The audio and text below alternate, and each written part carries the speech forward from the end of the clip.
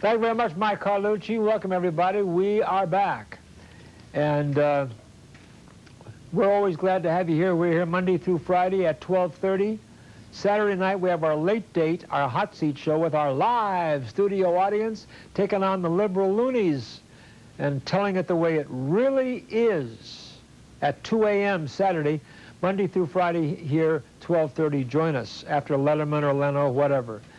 But be with us. This is the show to watch as I speak from my heart and tell it the way it is. You know, once again, I got to congratulate our great president. You know, you say, oh, Wally, will you stop it with praising George Bush? No, I won't. Because he does the kind of things that I'm proud of. It reminds me so much of Ronald Reagan. Now, you remember George Bush just recently flew to China. Remember that, Jerry? Yeah. And he went there, and Putin was there from Russia as well, and George, and you know, a lot of his advisors advised him not to go. You know, flying to China during this critical time is not the smartest thing in the world, some of his advisors thought. And they tried to talk him out of it. Mr. President, you know, and just security in China, you know, the millions of people over there. I mean, how can we possibly control everybody? I mean, we can't. They have security, we have security, but it isn't enough. You're taking your life in your hands. And you're actually telling the enemy, you know, bin Laden and all those crazy idiots, you're telling them that you're going to China and when you're going. And George Bush said, hey, we made this appointment. We're going to have special summit meetings, and I am going. That's a sign of a leader.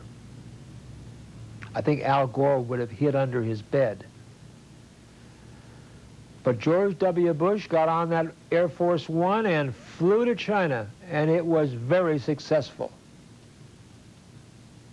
Oh, that guy has what it takes. Just what we needed in this. Whoever dreamed when George W. Bush was sworn into office that he'd be all of a sudden in a few months into this, into a war. And what kills me when you talk about this war, what really kills me is, do you remember that Bill Clinton, when he left and this war started, he was giving an interview and he said on television, he said, you know, we knew about the dangers of bin Laden during my 8 years in office. We knew that he was a problem. What did he do about it? He never told us. He never did anything. He knew he was a terrorist. He knew he posed a problem to us, but he did zero, absolutely nothing. He just said, well, some other guy will be here pretty soon, and I'll put it in his lap. He admitted he knew that there was a big problem there with bin Laden and his forces. Well, I don't know. And then, being the gracious man that he is, he said, well, I have to congratulate the president for the way he's been handling the situation, trying to be Mr. Nice Guy. It's too late, Billy. It's too late. During the campaign, you and Al said some pretty rotten things about our president. You know, there are some liberal Democrats who say, you know, Bill Clinton was really a much better president than George W.